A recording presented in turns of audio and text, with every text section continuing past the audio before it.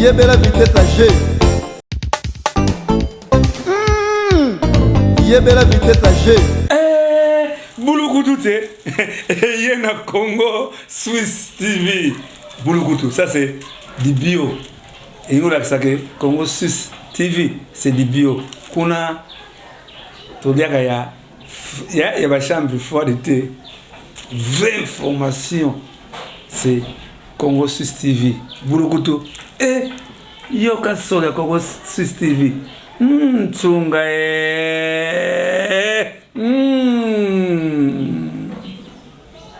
Bana kini, bana poto, wapi partout, bisika bozali.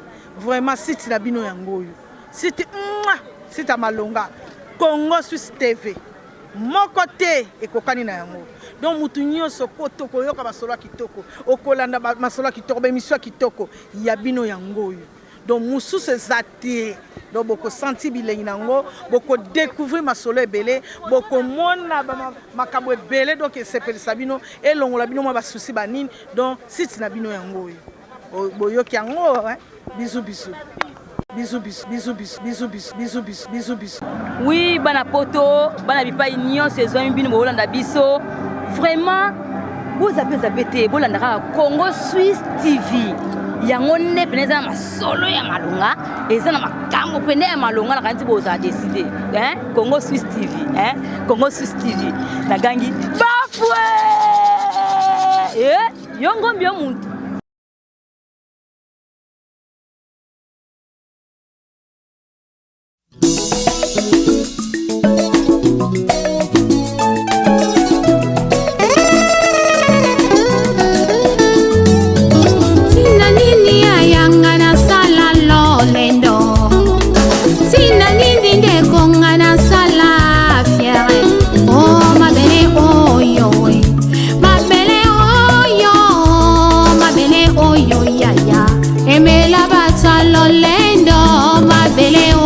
Papa, aimez la baroye, oh ma belle, oh yo pangi, aimez la bapresta, na banganga kisi, zote ko la nango, zote ko bima bakusu, zote ko zonga ma belle, loko pamba.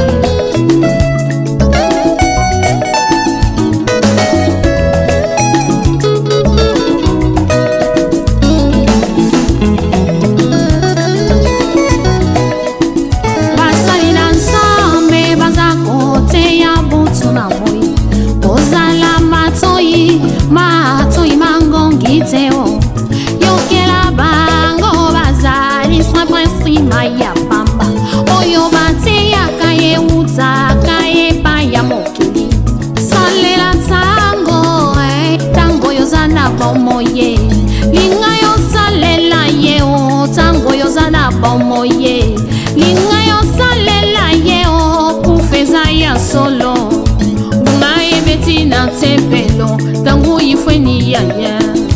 Salela tango mbeko, salela tango fami, amadi mame, amadi mame, amadi mame, kedika fumwe, yalilu solo pani.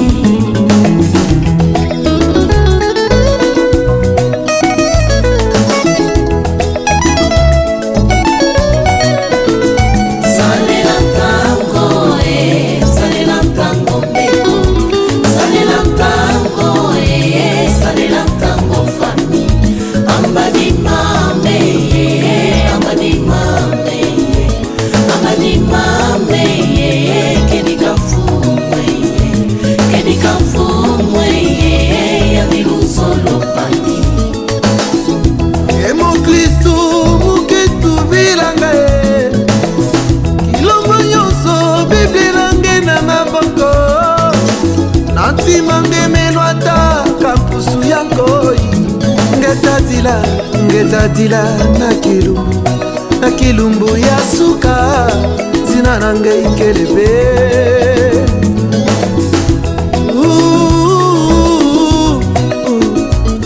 uzali wapi kono akoluka yo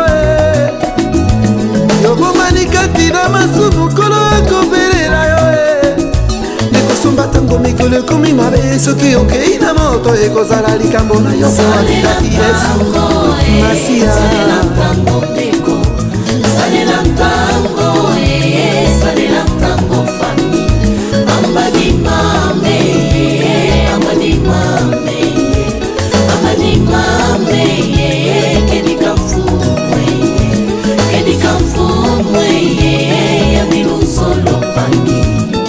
Merci beaucoup amis internautes des Congo Suisse TV, vous qui nous suivez de partout dans le monde à travers cette très belle émission Carrefour des Étoiles présentée par Junior Moyowa Bouloma Latinique de plusieurs couleurs. Nous sommes là dans la commune de Kalam, précisément à Yolocide, dans le cadre, j'espère que vous avez remarqué derrière moi, il y a pas mal des artistes et comédiens au bazar réunis. Dans le cadre, il y a préparatif, il y a 5 ans d'anniversaire, il y a Fondation Tokanisa, où ils ont dirigé, na président JP Massamba, nous sommes là à Yolo, na lieu na bango au basali réunion, na espace, il y a l'artiste et comédienne Thérésia. Amis internautes, je dis déjà grand merci à tous ceux qui sont scotchés et cimentés. Là, je vois Ekibumba, les cordons de EHP Media, on est ensemble.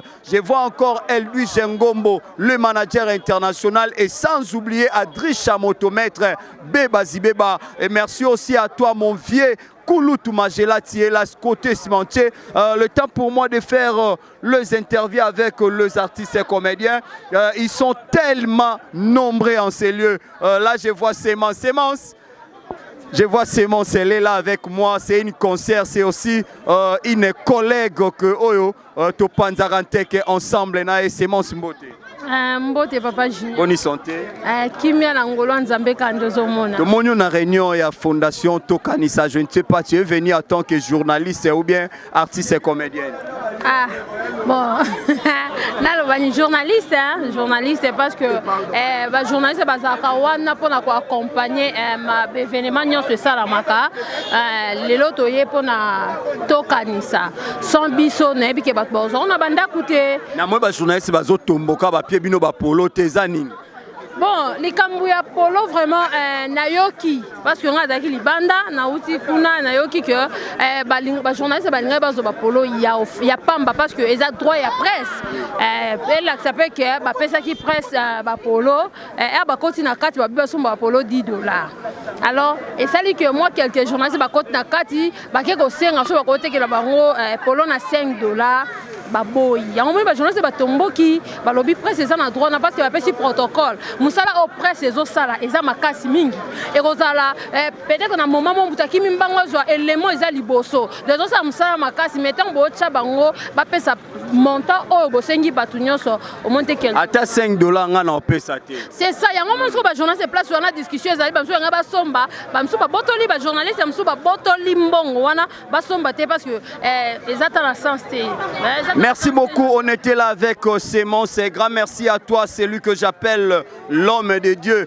Guimata Siloé, big up à toi. Et aussi je vois Royal Kimalele et sans oublier l'artiste international Tatumu Tombo Balobi 001. Je vois encore une grande dame, une dame de cœur. Elle s'appelle la Cléopâtre JF 001 Balobi. On est toujours ensemble.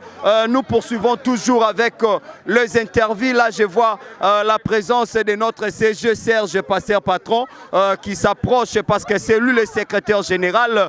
Tome Kamouké Kopanzante CG Mbote. Ouais, Mbote. CG, ça fait débat aujourd'hui. Tout le monde est journaliste, c'est bazar très fâché parce que balobi bino boté ba journaliste c'est ba somba polo pour la marche. Vous ne voyez pas que journaliste topé média zo sala rôle mot très important au que ba na droit bo pesa bango t-shirt gratuit. Journaliste ni na lobi bon. Na moni bango équipe Bumbazo Silika Steve également, Semence ba se fâché et moi aussi également. Équipe Bumba fait partie à Tokanisa. Moi aussi également. Junior, tu fais partie à Tokanisa.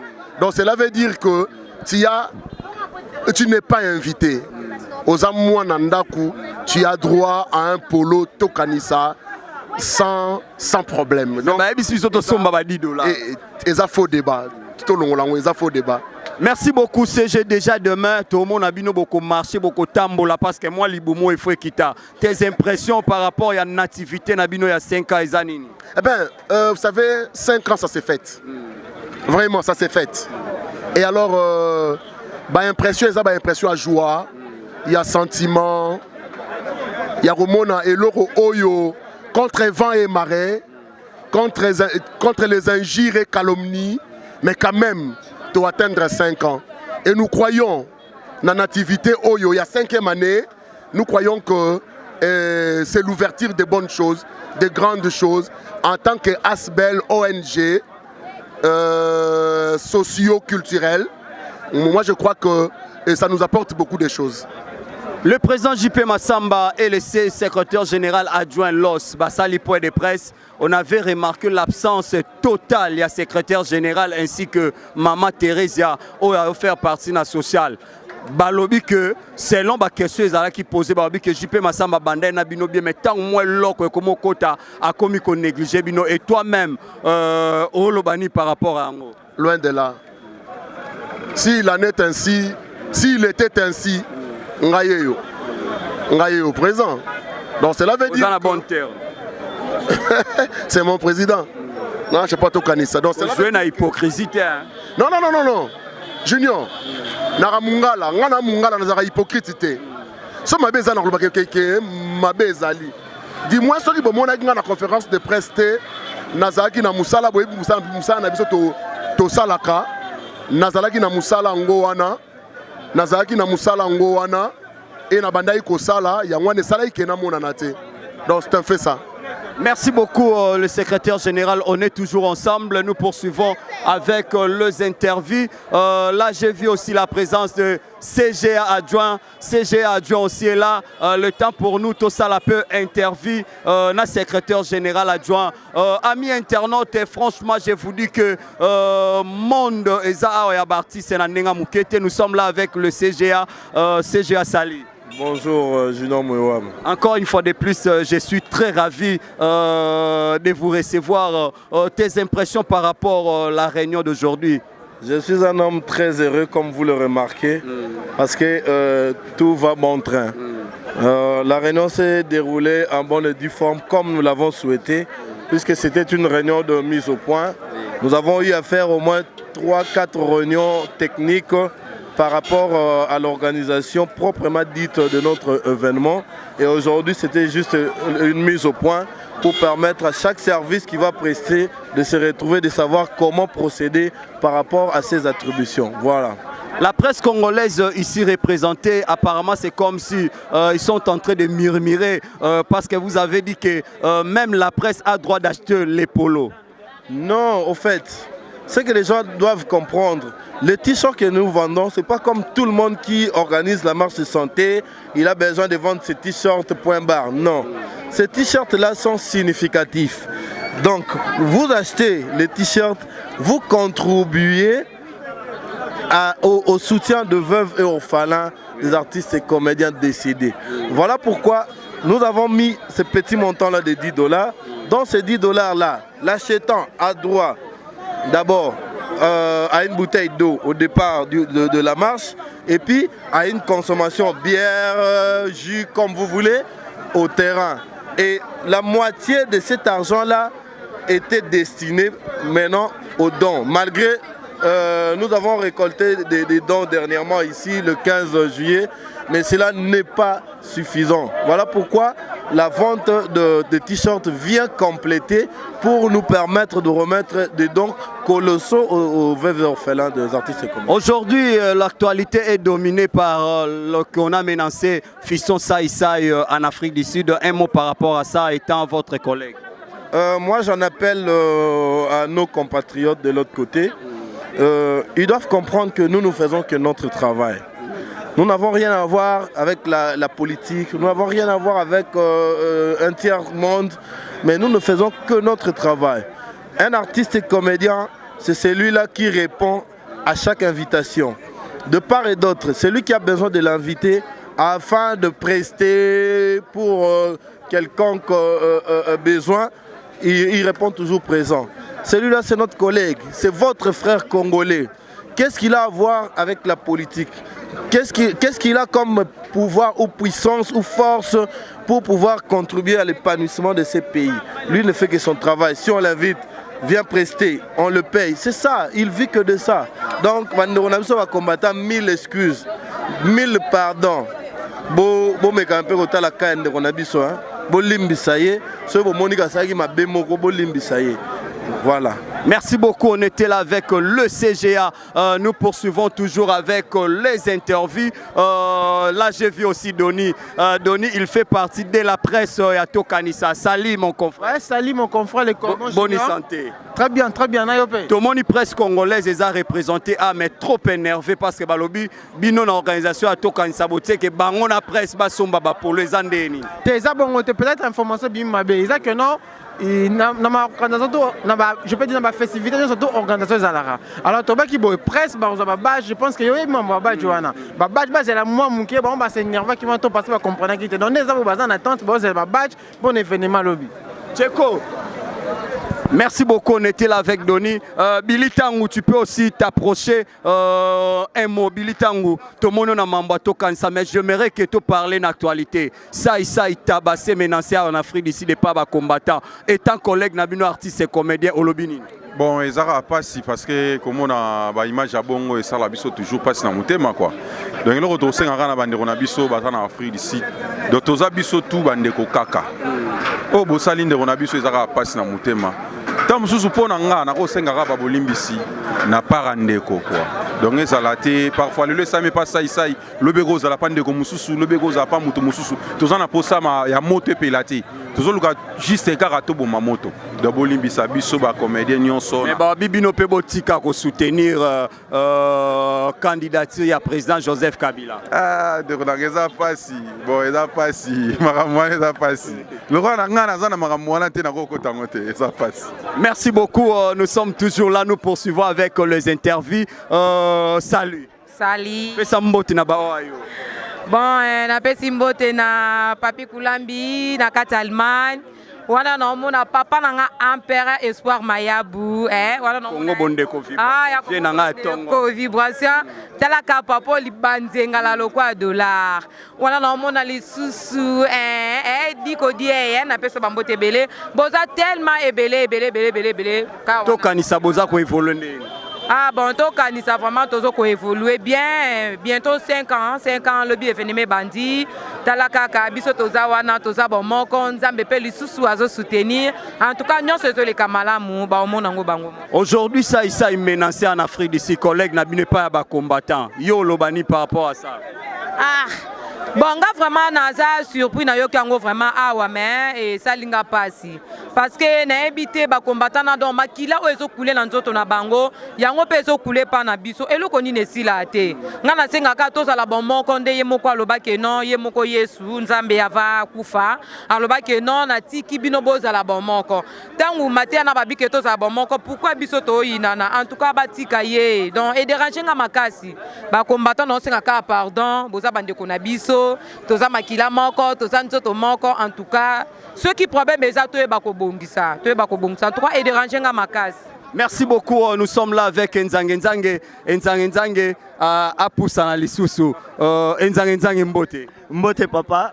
Tout le monde a réuni à Tokanisa mais il to panza monte que l'actualité ça a bétamine Afrique d'ici des pas combattants. Yo en tant qu'artiste et comédien collègue Nabino Orolobanin. ezaka pasi na mitema pona biso ba artiste na musala na biso to sala mutu na mutu za musala ne asalaka po azala azwa neni ya revivre neni ya bokola bana na ye eza musala na biso comment ba bakoyi na biso na musala to sala mais ba bi bango ba lingi te bo soutenir candidature à président Joseph Kabila mais bino boyo kate. Bon, je ne sais pas ceux qui ça c'est en Afrique du Sud pour soutenir candidature à président de la République. En tout cas, je ne pense pas. Donc, soit qu'il y a en Afrique du Sud, il y a pour nous biso to vivre na Congo, to ba réalité où est na Congo. Muto azo vivre na Europe, aye bi réalité où est en Europe. Biso to bi réalité en Europe té. Comment to juger bato ba en Europe? Musa na biso na kata mboka ndenge sengeli. So muta benga na sala publicité na okena sala publicité. So muta benga na ya sala ngali kambo na okena sali nga na otala muta benga par rapport à musa na ngai. Babengi musicien té na place ya comédien.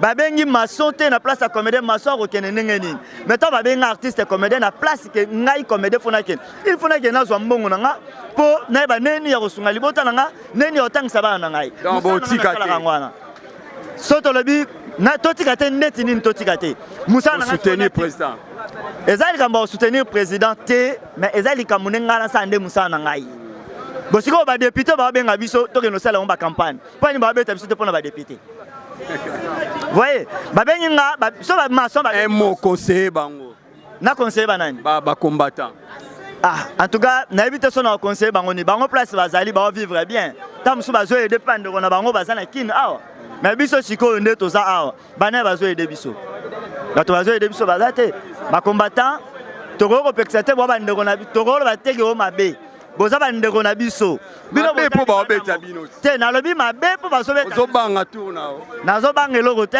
mpo nayebi ke baa bandeko na ngai ata soki bakobeta nga pe te bakoboma nga pe te parce que ngai na kati ya RDC réalité ngai baovivre bango baovivre yango te réalité bango baovivre kuna biso mpe toyebi yango te tokobomana pourquoi bakita awa baya komona makambo nino biso tovivre awa baréalité ni oyo biso tovivre awa c'est ça. Merci beaucoup, on était là avec Nzangue Nzangue. Amis internautes, nous sommes là avec le président JP Massamba, l'autorité morale. Il y a Fondation Tokanisa, Topanzamon Tekemukena, parce que l'actualité est dominée. Dans 5 ans, il y a fête, il y a Tokanisa. Tu peux 5 ans à Tokanisa, Nzambalola Pambola Biso, grâce à Yo, grâce à Biso Nyon sur le tout ça ici, 5 ans. 5 ans, il y a 5 ans à Fetarango. Toza pour me mettre Tokanisa.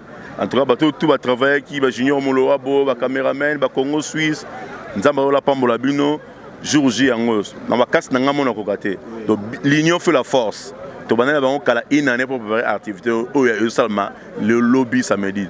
Donc un grand merci d'avoir tenu sur travail. Avec mes collaborateurs, CG, LOS, tout le monde, Matérésia, social. Donc nous avons le lobby déjà réussi total. Nous avons pas na moni groupe ya presse moko ezawana bazo réclamer il paraîtrait bobi ba polo botier $10 na presse congolaise a un droit à son polo. En plus ndeto yokana ki pona ba batch on a comme l'impression que bobi ba batch que au salama mais ba opposer ngaka ba batch wana ozala remier pas nani opesa bango ba batch yo en tant que président leader que dites-vous par rapport à ça?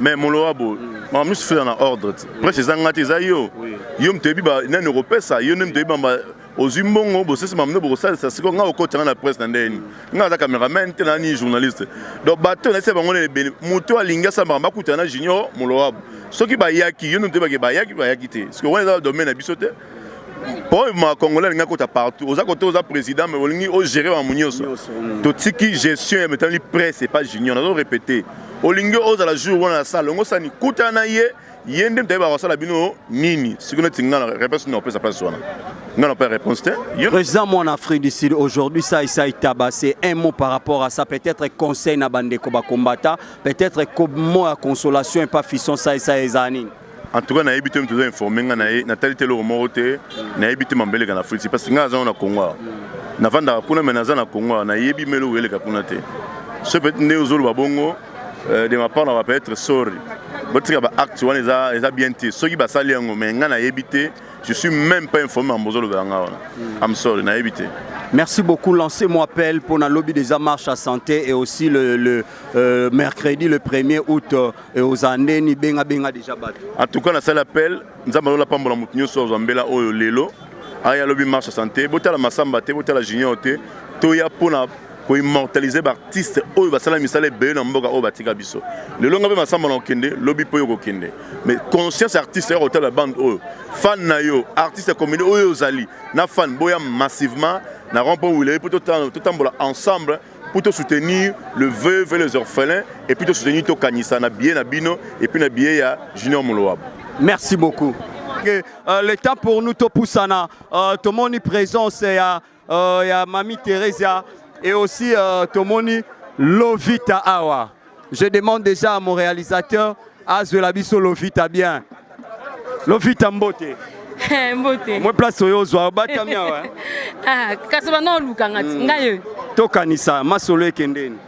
masolo vraiment eza carré masolo eza bien loyo déjà bomona biso to ça marche na biso pour na okanisa bandeko na biso nyonso bakufa et puis les premiers nde na salle bimo bomona ke nyonso eleka bien eleka vraiment bien. Actualité lelo ezali fisson sai abetami na Afrique du Sud et pas ba combattant yo en tant que collègue na ya musalo rolobani nani luko olobate wane luko olobata ta mo ya consolation mo conseil na ba combattant on a président nanga sai donc na mo akutelo na ko olobate ozobanga yo à prochain tour te na monika luko olobate aza comédien nde baba kanisa ki na ndenge o baba zo kanisa bonté mais aza comédien aza le roi musicien le lobe nanya mutu muso ko za na pouvoir ayebisi soit ou bien héritier watanable yembela ngai héritier o yemba ayebisi faire yembela nga ko yemba mais aza na kati ya politique te omonye mais ba tout sur ba confondaka tam so amoni yo oza pembeni ya mutu kingani boy ba biki ko milita politique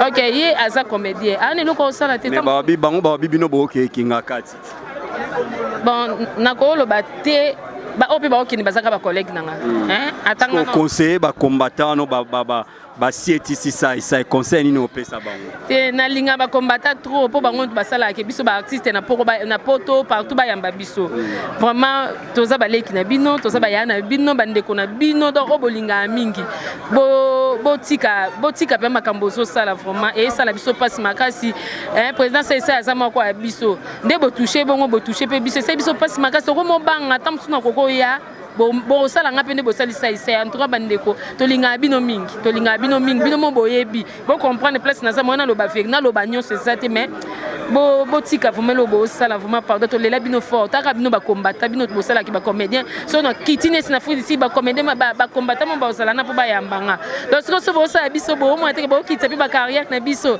donc moi na za ici na succès ça te na ko mo banga na yo kende bo mo ba yambanga bien ezate vraiment pardon mingi na c'est vraiment pardon e uti na kata motema tolinga bino mingi bolimbisa biso nyonso ba comédien na ndenge bino bo kanisila esa bongote.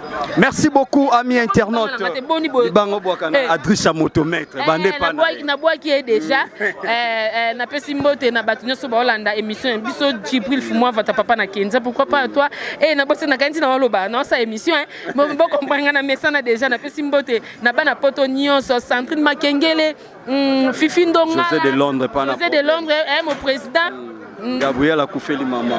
Ah bon, mes condoléances à ma sœur que j'aime beaucoup, na lela au fort. Mes condoléances debi que tozala ne bembe, na yo ki onka lelo tozala ne bembe. Et ça nzela batunios, courage, biso nyos pe to kufle ba papa. Mais maman zali, mais courage ma sœur na lela au fort na ozana matanga ana. Na pesi mbote na bana poto nyos de José de Londres. Na mwende na golo bati ba problème eza tellement trop. Mais na yebi ke nzama pesa aka toujours solution qui mieza na kata motema na yo, na za posa na o kalikambo pende solution bien. Na pesi mbote na ba comédien nyos bazap na libanda Amanda Feza ma sœur na linga mingi na peso bambote belé na pesi Orgazi na pesi bango nyonso bambote belé na bosani Tatu Mutombo azolela nga zoloba ke bobwa kaka ete Tatu Mutombo okima biso to ça no pièce alors yo lobi o voix jo signaler biso Mutombo alela ba comédien na ba émission ba bobwa kaka ete ça poser ngo na bois ki otimba bambote belé na pesi mbote na les grands international à RDC Joël qui moi ki boy bati o kaka. Merci beaucoup, clin d'œil à toi, l'artiste international Tatu Mutombo, mon ami de tous les temps, de tous les jours, Douche Kapanga, Ours Blanc et aussi big up à toi, Apo Firenze, le parfait de bon odeur, mon vieux, mes sincères condoléances, Barbito Rosala, lobby déjà, corps et à petite sœur Nayo Olga et Kobimato Rosala Zala, et aussi mes sincères condoléances, na Weranson Ndiama Makanda, dimanche biso tout 6h dans l'aéroport Anjili, Toyamba, Nzoto ya ADT ya Kimpoi. Et aussi je vois le président Tcheko Matondo Yokason, le temps pour nous. Président Tcheko Kontato ça nemo interview parce que makambo ya minene président Tcheko Boni. Ouais, vraiment tokanisa kaka, ça va Junior Moewa Bopé à Leli. Donc tole là, tokanisa zokanisa ba otu bakufa. Voilà. Tokanisa mais impression par rapport à Kobeta ma fisson ça beta na Afrique d'ici de Lobani. Bon, tout le monde, moi, tout le monde, parce que moi, je répondre à mes collègues. Bon, mes collègues, et comme elle est comme la pengaï. Il faut compatir quand même. Voilà, vraiment. Ça peut tout le monde. Courage, ça passe. Maintenant, comme elle a biso, tu es bagaté, les combattants, tu reproches à bangoté. parce que bango eloko ba reproche biso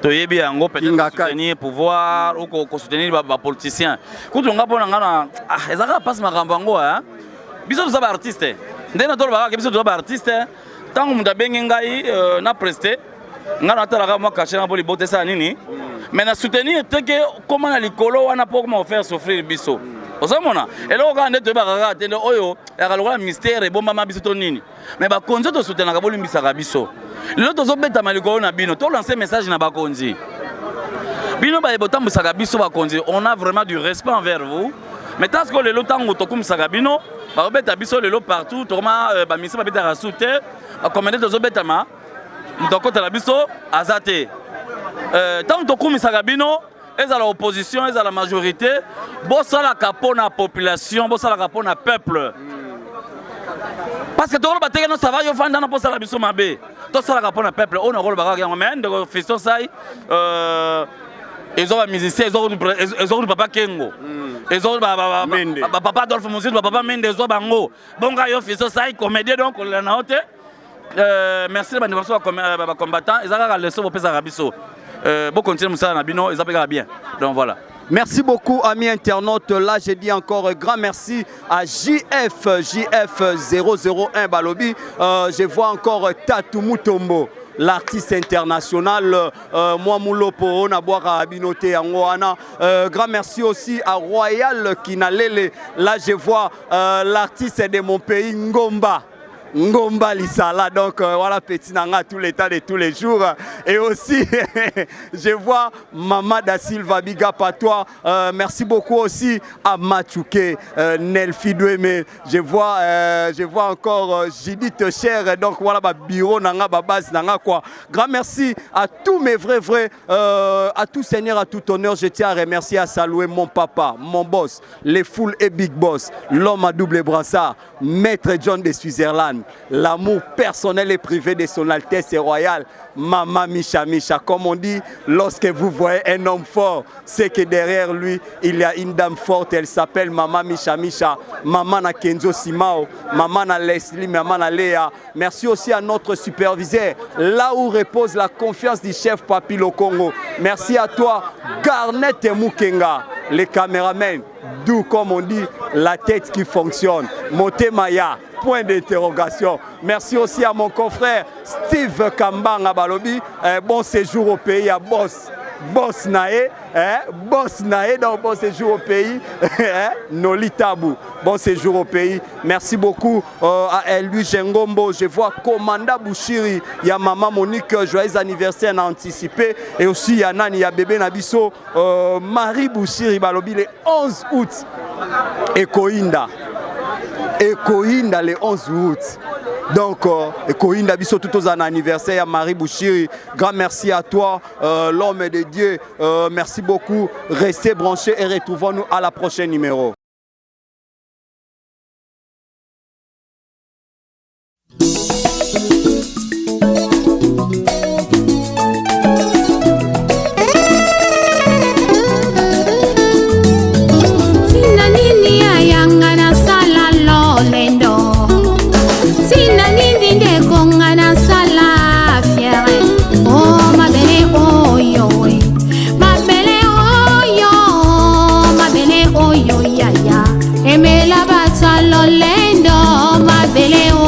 Papa, aimez la baroye, oh ma belle, oh yo pangi, aimez la bapresta, na banganga kisi, zote ko la nango, zote ko bima bakusu, zote ko zonga ma belle, loko pamba.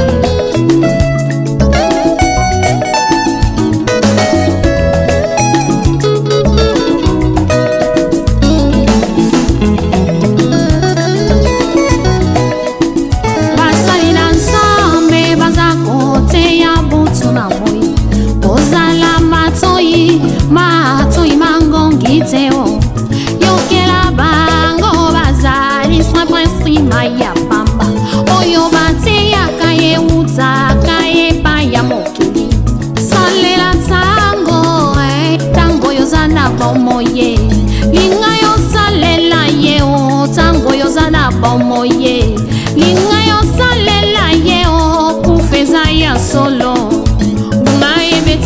tempelo tangu ifweni yanya salela tango salela tango mbeko salela tango salela tango fami amani mame amani mame amani mame kedika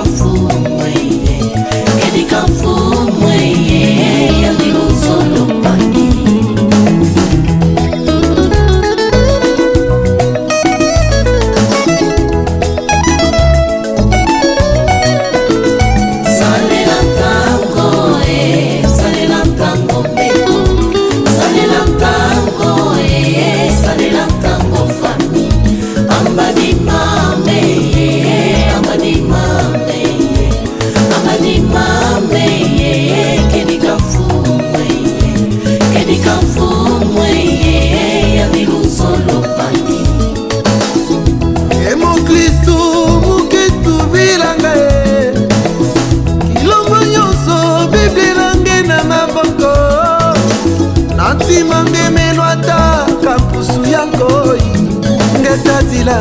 ngetatila na kilumbu ya suka zina na ngai kelebe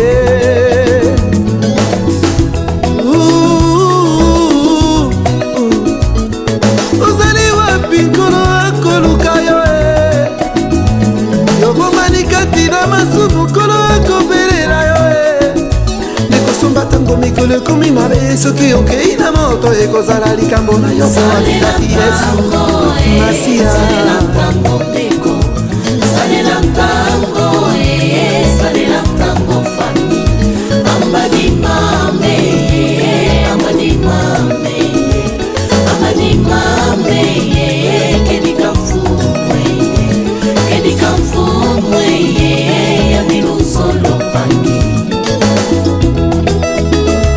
mboka na mboka tozoyoka basango butuna moi tozomona makambo kolo alakaki ye eza kokokisama e rachetons le temps Jésus revient bientôt rachetons le temps Jésus revient bientôt Maranatha Maranatha kolo akoya Maranatha Maranatha kolo akoya e